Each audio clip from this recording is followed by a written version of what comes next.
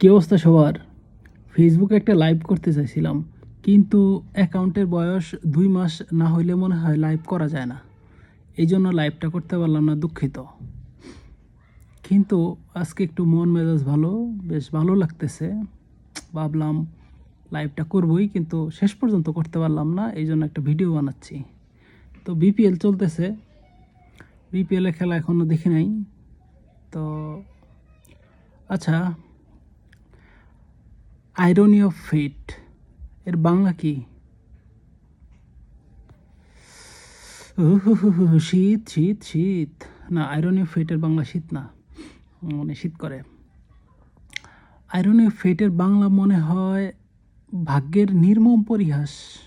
ঠিক নির্মম পরিহাস বলাটাকে ঠিক, কারণ নির্মম পরিহাস হচ্ছে আপনি ভাগ্যের মানে ভাগ্যের খারাপ ইফেক্টের কারণে মরে গেছেন বা খুব বেশি ক্ষতি হয়ে গেছে, এই টাইপ কিছু। কিন্তু আইরনি অফ ফেট বলতে ঠিক এতটা খারাপ না বোঝায়, আরেকটু লাইটার কিছু বোঝায় না?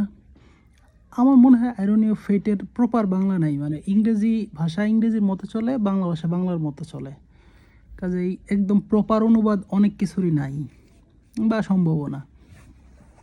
তো আইরনি অফ ফেটের গল্প বলি একটা। আমাদের কয়েকদিন আগে বিসিবি সভাপতি ছিল, নাম হচ্ছে ফারুক আহমেদ। উনি সম্পর্কে আকরাম খানের সম্ভবত ভাইরা ভাই, সেই হিসাবে তামিম ইকবালের চাচার ভাইরা, মানে চাচা তো খালু হয়ে গেল তাইলে তামিম ইকবালের। আবার শাহরিয়ার নাফিসকে তো অনেকেই চেনার কথা, বেশিরভাগ মানুষ চিনবে। শাহরিয়ার নাফিসের হচ্ছে খালাতো ভাই বা মামাতো ভাই এরকম। তো এই ইয়ারে দিয়ে শুরু করি, কি বলবো, ফারুক হোসেনের দিয়ে শুরু করি। মানে যারা ক্রিকেট দেখে বা শুধু দেখে না, ফলো করে বা বিভিন্ন সাক্ষাৎকার দেখে, আরেকজনের সাক্ষাৎকারগুলো দেখে, এই সেই। তো আমরা মোটামুটি জানি ফারুক আহমেদ প্রচণ্ড সৎ এবং ইগোইস্টিক, এবং ওই যে আমরা বলি না মেরুদণ্ড বিক্রি করে দেয় না, যেটা আর একটু কাব্য করে, উৎপল শুভ্রের মতো একটু কাব্য করে বললে এরকম হয়, মানে গাটসওয়ালা লোক। তো ফারুক আহমেদ যখন প্রধান নির্বাচক ছিল 2007 সালের দিকে, তখন কিন্তু এই যে সাকিব, তামিম, মুশফিক, ফরাদ রেজা, রাকিবুল হাসান, এরকম আরও অনেক ক্রিকেটারকে নিয়ে আসছিল, যারা পরবর্তীতে খুব ভালো করছে। দুই একজন ভালো করে নাই, সেটা তো ফারুক আহমেদের দোষ না, কিন্তু সে তার কাজে খুবই দক্ষ এবং খুব অনেস্ট। সে যে খুবই অনেস্ট, এটা নিয়েই হচ্ছে আলোচনা। আচ্ছা, শুয়ে শুয়ে কথা বলতেছি তো মাঝে মাঝে দম হয়ে যায়। তো 2007 সালে ফারুক আহমেদ তখন প্রধান নির্বাচক। 2007 সালের বিশ্বকাপে শাহরিয়ার নাফিস তখন দলে ছিল। 2006 সালে কিন্তু বাংলাদেশ দারুণ একটা বছর কাটাইছে ক্রিকেটে। সেটা হচ্ছে এক ক্যালেন্ডার ইয়ারে শাহরিয়ার নাফিস মনে হয় সর্বোচ্চ রান করছে, 1000 রান করছিল। এটা এখন পর্যন্ত সম্ভবত সর্বোচ্চ রান, আমার ঠিক জানা নাই, তবে ওই সময়ে এটা একটা বিশাল কীর্তি। শাহরিয়ার নাফিস খুবই স্টাইলিশ ব্যাটসম্যান, খুবই মানে ব্যক্তি জীবনেও খুব সজ্জন, শিক্ষিত, ইত্যাদি ইত্যাদি। ঢাকা বিশ্ববিদ্যালয়, সেন্ট জোসেফ কলেজ, এগুলো থেকে পড়া। ঢাকা বিশ্ববিদ্যালয় সম্ভবত মার্কেটিং ডিপার্টমেন্টের শাহরিয়ার নাফিস। আবার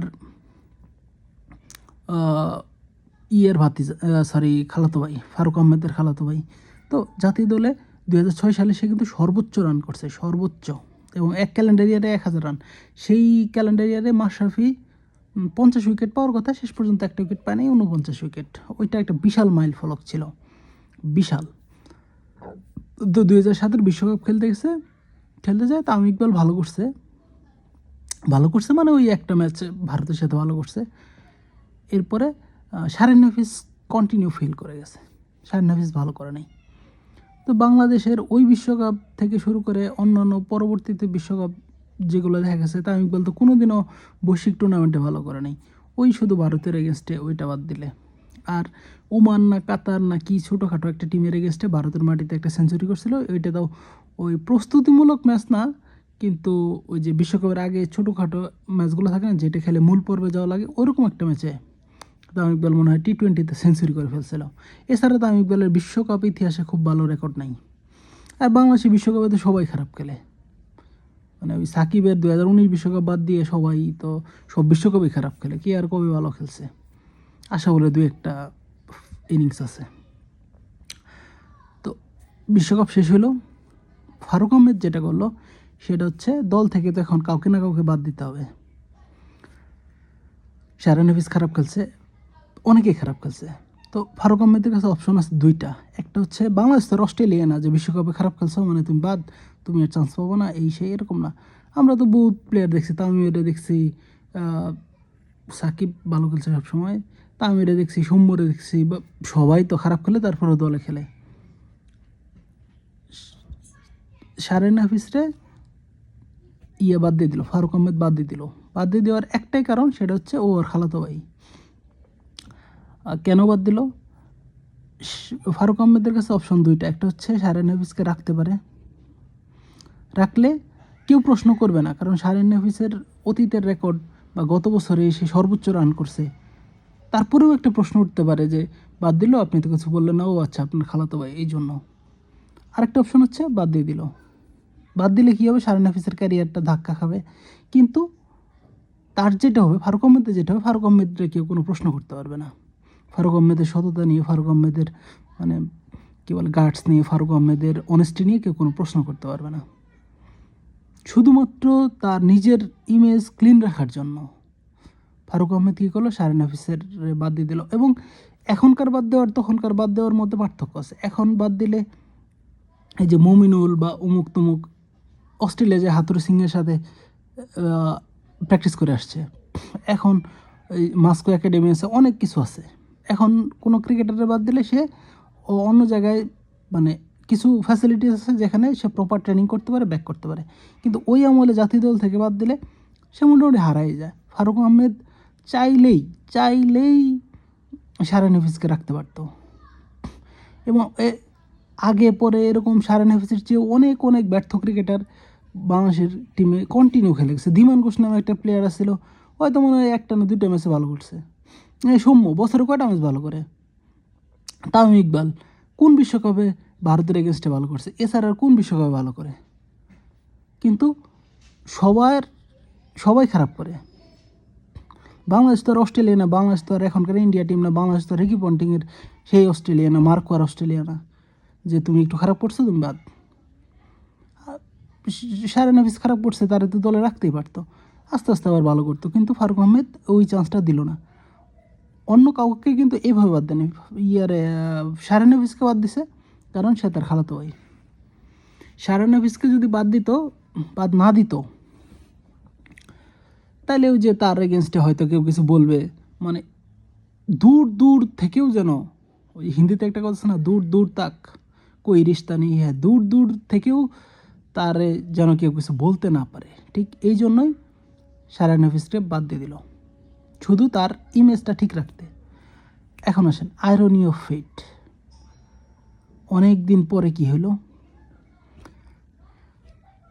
আওয়ামী লীগের পতন হইল, ফারুক আহমেদরে বিসিবি সভাপতি করা হলো। শুধুমাত্র ফারুক আহমেদের অনেস্টি, ফারুক আহমেদের কাজের প্রতি একনিষ্ঠতা শব্দটা কি ঠিক আছে, একাগ্রতা ইত্যাদি ইত্যাদি কারণে সে এসে কী করলো, তার যে বিসিবির অ্যাকাউন্টের টাকা, এই টাকাগুলো অন্য ব্যাংকে ট্রান্সফার করলো। সেখানে কিন্তু একটা টাকা দুর্নীতি কেউ প্রমাণ করতে পারে নাই। ট্রান্সফার করলো কেন? কারণ অনেক ব্যাংকের অবস্থা অনেক খারাপ হচ্ছিল, সেখানে কিন্তু ফারুক আহমেদ দুর্নীতি করে নাই। কিন্তু ফারুক আহমেদকে শেষ পর্যন্ত বিসিবি সভাপতি থেকে চলে যেতে হলো, তার বিরুদ্ধে সবাই দুর্নীতির কথা বলল। দুর্নীতি করে নাই, কিন্তু তার সবাই সরাই দিল এবং সবাই এটা সমর্থন দিল। বিভিন্ন সাংবাদিক বিভিন্ন গল্প, উপন্যাস, কবিতা, ছোট গল্প রচনা করে দিল যে ফারুক আহমেদ দুর্নীতিবাজ। কিন্তু একটা টাকা ফারুক আহমেদের এগেনস্টে দুর্নীতির প্রমাণ কেউ দেখাতে পারলো না। যেটা দেখাতে পারলো সেটা হচ্ছে ফারুক আহমেদ এক অ্যাকাউন্ট থেকে টাকা আরেক অ্যাকাউন্টে নিছে, বা এক ব্যাংকের টাকা আরেক ব্যাংকে নিছে। এটা তো দুর্নীতি না। কোনো ব্যাংকের অবস্থা খারাপ হইতেই পারে, সেই ব্যাংকের টাকা সে গ্রিন ব্যাংকে রাখতেই পারে। গ্রিন ব্যাংক বলতে যেগুলো ভালো পজিশন আছে, এটা তো দুর্নীতি না। ওই যে 2007 সালে শাহরিয়ার নাফিসের এগেনস্টে যে কাজটা করছে, সেটাই আইরনি অফ ফেট। এটা হয়ে ফারুক আহমেদের দিকে আসছে। ফারুক আহমেদকে এই দায় মাথায় নিয়েই পদত্যাগ করতে হলো, যদিও সে দুর্নীতি করে নেই। এবার আসেন আরেকটা আইরনি অফ ফেট। উৎপল শুভ্র প্রথম আলোর ক্রীড়া সাংবাদিক। প্রথম আলো বাংলাদেশের কনটেক্সটে অনেক বড় পত্রিকা, এবং বিশেষ করে খেলাধুলার ব্যাপারে এখন অনেক অনেক প্ল্যাটফর্ম আসছে, ইউটিউবার আসছে, বিভিন্ন ব্লগার আসছে, ফেসবুকের গ্রুপ আসছে, ইত্যাদি ইত্যাদি। কিন্তু একটা সময় ছিল প্রথম আলো মানেই শুধু প্রথম আলো। প্রথম আলো যেটা বলবে, যা বলতেছে ওইটাই পড়ে ওইটাই মাথার মধ্যে ঢুকায় সারাদিন মানুষ ওইটা নিয়ে আলোচনা করতেছে। প্রথম আলো যদি বলে আজকে এই প্লেয়ারটা ভালো, সবাই সকালে এটা পড়ে নিছে এই প্লেয়ারটা ভালো, তারপর নিজের মতো করে বলতেছে আর এই প্লেয়ারটা তো ভালো, অনেকটা এরকম। আচ্ছা, সেই অনেকটা এরকমের একটা উদাহরণ দিই। তামিম ইকবালের ভাই নাফিস ইকবাল আছে। নাফিস ইকবাল জিম্বাবুয়ের এগেইনস্টে চট্টগ্রাম টেস্টে কোনো একটা বাজে ইনিংস খেলছে, মানে যেখানে তার ভালো করার কথা, ধরে খেলার কথা, সেখানে সে ধরে খেলে নাই। সে কী করছে? আউট হয়ে গেছে। আউট হয়ে যাওয়ার পরে উৎপল শুভ্র লিখছে যে যদি এই প্লেয়ারকে আগামীতে আরও সুযোগ দেওয়া হয় তাহলে বুঝতে হবে বিসিবি ক্রিকেটটা বুঝে না, বা এরকম কিছু একটা লিখছে। এরপরে নাফিস ইকবাল আর কোনো দিন কখনোই টেস্ট ক্রিকেট খেলতে পারেনি। বোঝা গেছে এবার প্রথম আলোর মানে ক্ষমতা। কারণ তখন শুধু প্রথম আলোই ছিল, প্রথম আলোই মানুষের চিন্তাভাবনাকে গড়ে দিত বা বলে দিত এরকম। এটা ভালো খারাপ সেটা ভিন্ন আলোচনা। তো ওই সময়ে আশাউল মাঝামাঝি দল থেকে বাদ পড়তো। আশাউল দল থেকে বাদ পড়তো, তখন এমন হইতো যে ডোমেস্টিক ক্রিকেটে যায় আশাউল আবার একদম ফাটায় ফেলাইছে, ভালো করছে। তো দল থেকে যেহেতু বাদ পড়ছে, ডোমেস্টিকে ভালো করছে, তো উৎপল শুভ্র আশাউলকে নিয়ে লিখছে যে আশাউলের ট্যালেন্ট নিয়ে তো কারো কোনো সন্দেহ নেই। তো আর পারফরমেন্স নিয়ে বা ফর্ম নিয়ে যে সন্দেহটা ছিল, সেটা তো আশাউল এই সন্দেহটা কাটাই দিছে, ডোমেস্টিকে সেঞ্চুরি করে দিছে। তাহলে ট্যালেন্টও আছে, ফর্মও আছে, তাহলে আশাউলকে আর বাদ দেওয়ার কোনো অপশন নেই। পরের দিন আশাউল জাতীয় দলে ঢুকে গেছে। এরকম ঘটনা 2-4 বার হয়েছে। এবং উৎপল শুভ্র বলছে, ও আচ্ছা, তামিম ইকবালের বাইরের যে ঘটনাটা বললাম ওইটার রেফারেন্সটা হচ্ছে তামিম ইকবালের সাথে উৎপল শুভ্রর কোভিডের মধ্যে একটা সাক্ষাৎকার আছে, ওইটাতে তামিম ইকবাল ওই ঘটনাটা উৎপল শুভ্ররে মনে করে দিছে, এবং ওইটা সত্য। আর এই যে এটা বলতেছে, এটা উৎপল শুভ্র অনেক জায়গায় বলছে, অনেক ইন্টারভিউতে বলছে, সেটা আবার বলতেছি। সেটা হচ্ছে এরকম করে আশাউল জাতীয় দলে অনেকবার ঢুকছে, সেটা উৎপল শুভ্র লিখছে বলেই ঢুকছে, ব্যাপারটা এমন না। আসলে আশাউল তো সবসময় জাতীয় দলে ঢোকার মতো প্লেয়ার ছিল যতদিন খেলছে। তারপরেও আমরা ধরে নিতে পারি ও ক্ষেত্রে প্রথম আলোর বা আশাউলের উৎপল শুভ্রের একটা পুশ আছে। তো মজার ব্যাপারটা হচ্ছে, তো আশাউলকে নিয়ে যখন এটা লিখছে তখন আশাউল জাতীয় দলে ঢুকছে। এরপরের দিন দেখা গেল যে আরেকটা ক্রিকেটার 5 উইকেট পাইছে, আরেকটা ক্রিকেটার ন্যাশনাল টিমে সেঞ্চুরি মারছে, সে উৎপল শুভ্রের ফোন দিছে, ভাইয়া কেমন আছেন, কী অবস্থা, এই সেই। তো উৎপল শুভ্র বলছে ভালো আছি, ভালো অবস্থা। উৎপল শুভ্রকে ওই ক্রিকেটার বা অন্য ক্রিকেটার বোঝাতে চেষ্টা করছে যে ভাই আজকে আমাকে নিয়ে লেখেন, আমাকে জাতীয় দলে ঢোকাই দিবে। তো উৎপল শুভ্র এটা লেখে নেই, কারণ ডোমেস্টিকে তুমি 100 করছো মানেই যে তুমি ভালো করার মতো, মানে জাতীয় দলে ঢুকে যাওয়ার মতো এরকম তো না।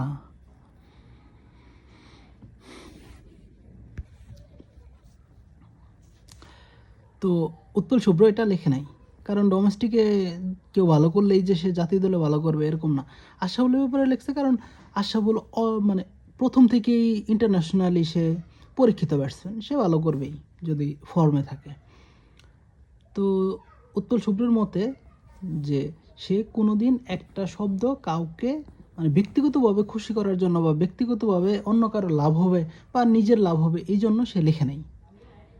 আবার কোনো দিন একটা শব্দ সে ব্যক্তিগতভাবে অন্য কারোর ক্ষতি হবে বা নিজের ক্ষতি হবে এই জন্যও সে লেখে নেই। এটা হচ্ছে উৎপল শুভ্রের মতামত। আমি এই মতামতের সাথে একমত। উৎপল শুভ্রের এই অনেস্টি সার্টিফিকেট আমি দিতে পারি, যদিও আমি প্রচণ্ড পরিমাণ আশাউল ভক্ত, কিন্তু উৎপল শুভ্রের এইটুকু মানে সততা আছে। এখন মজার ব্যাপারটা হচ্ছে, এই যে উৎপল শুভ্র লিখতেছে আশাউল জাতীয় দলে ঢুকছে, আবার অনেক সময় লিখতেছে যে আশাউলের মাথা কি ফাঁকা, আশাফুলের মাথায় ব্রেন বলতে যে জিনিসটা, এটা কি নাই?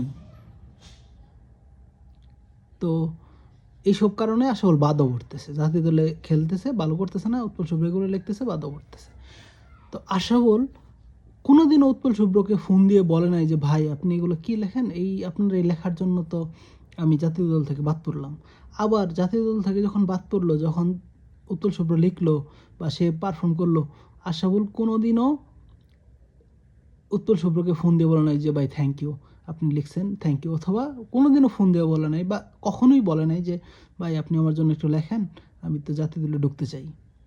এইটুকু মানে প্রফেশনাল অনেস্টিটা আশাফুলের মধ্যে ছিল, মানে এই দিকের প্রফেশনাল অনেস্টি ছিল আর কি। ফিক্সিং করছে সেটা আলাদা ইস্যু। তো উৎপল শুভ্র এটা বলছে, এটা উৎপল শুভ্র বিভিন্ন সাক্ষাৎকারে বলছে, নট আউট উইথ নো মানে বলছে, তারপরে যে বিনোদন সাংবাদিক একটা আছে ওইটাতে বলছে। যাই হোক, তো আগে মানুষ কী করতো, যারা আশাফুলের মানে পুরনো ভক্ত বা খেলারই পুরনো ভক্ত বা আগে থেকে যারা ফলো করে, তারা সবসময় উৎপল শুভ্রের মনে করতে এই তো আশাফুলের চামচা, এই তো আশাফুলের ভক্ত। আশাফুলের অনেক দিককেই দেখতে পারতো না, আশাফুলের যারা দেখতে পারতো না, উৎপল শুভ্রেরও তারা দেখতে পারতো না। কারণ উৎপল শুভ্র আশাফুলকে নিয়ে লিখতো, আশাফুল জাতীয় দলে যাইতো বা এরকম কিছু হইতো, বা সবসময় আশাফুলকে একটা আলাদা আলাদা কি বলে আলাদা একটা প্রেফারেন্স দিত উৎপল শুভ্র, এটা সবসময় দিছে। ওই যে আয়রনি অফ ফেট বললাম, ও আচ্ছা, উৎপল শুভ্রর এই ব্যাপারে যুক্তিটা হচ্ছে যে যে কোনো দলের টিম যখন বাংলাদেশে আসতো বা যে নতুন একটা কোচ আসছে, সবসময় ওই কোচ আশাফুলকে খুবই প্রেস করতো যে আশাফুল খুব ট্যালেন্ট ক্রিকেটার। তো অনেকের বলতো যে আরে তো আশাফুলকে নিয়ে এত কিছু বলার কিছু, আশাফুল নিশ্চয়ই এত ভালো ক্রিকেটার না। তো উৎপল শুভ্রের কথা হচ্ছে, আশাফুল তো নিশ্চয়ই ওই লোকের বাজার করে দেয় না, আশাফুল তো নিশ্চয়ই নিউজিল্যান্ড টিমের মানে খাবার সাপ্লাই দেয় না বা ভালো রেস্টুরেন্টে খাওয়ায় না। তো নিউজিল্যান্ড টিম যখন বাংলাদেশে আসতো, অন্য যে কোনো টিম যখন বাংলাদেশে আসতো, তারাও তো আশাফুলের প্রশংসা করতো, কারণ তার মধ্যে ওই ক্যারিশমাটা ছিল, ওই ক্যালিবারটা ছিল। তো এই যে আইরনি অফ ফেট যেটা নিয়ে কথা বলতেছি, আইরনি অফ ফেটটা হচ্ছে মানে নিয়তির নির্মম পরিহাস যেটাকে বলে। এই যে বিভিন্ন ফিক্সিং কাণ্ডে আশাফুলের যখন নাম আসলো, এই নিউজটা উৎপল শুভ্র প্রথম ব্রেক করলো প্রথম আলোতে। এটা সে তার প্রফেশনাল জায়গা থেকে করেছে, দেশের ভালোর জন্য করেছে। নিশ্চয়ই আশাফুল হোক আর যেই হোক, যারা যখন ফিক্সিং করে, দেশ কখনোই একটা ব্যক্তির চেয়ে কম না। অবশ্যই দেশ বা দেশের ক্রিকেট একজন ব্যক্তি, সেটা আশাফুল হোক, যেই হোক, দেশ সবসময় বড়। তো উৎপল শুভ্র এই জিনিসটা ব্রেক করছে। এখন কথা হচ্ছে, এই যে এতদিন যারা আশাফুলের ভক্ত ছিল, এরা উৎপল শুভ্ররে দেখলেই বকা দেয়, আশাফুলের ক্যারিয়ার আপনি খাই দিয়েছেন। ভাই আশাফুল তো নিজেই ফিক্সিং করছে, আশাফুল তো উৎপল শুভ্র তো যায় বলে না যে ভাই তুমি ফিক্সিং করো, উৎপল শুভ্র তো বলে নাই যে তুমি এই অন্যায়টা করো। উৎপল শুভ্র কীভাবে আশাফুলের ফিক্সিং কাণ্ডে দোষী হয়? সে নিউজ করছে, তো নিউজ একটা এত বড় নিউজ পাইছে, করবে না? আশাফুলের সবচেয়ে বড় ভক্ত হিসেবে ছিল উৎপল শুভ্র মানুষের চোখে, কিন্তু নিয়তির নির্মম পরিহাসে উৎপল শুভ্র হয়ে গেল আশাফুলের সবচেয়ে মানে শত্রু মানুষের চোখে। তাদের মধ্যে ব্যক্তিগত সম্পর্ক কি আছে না আছে এটা আমি জানি না। পরবর্তীতে উৎপল শুভ্র বলছে তাদের সাথে এতটা ভালো সম্পর্ক নাই, কিন্তু কোনো একটা অনুষ্ঠানে তারা পাশাপাশি বসেছে, খাইছে দাইছে, এটাও ঠিক, এটাও দেখছি।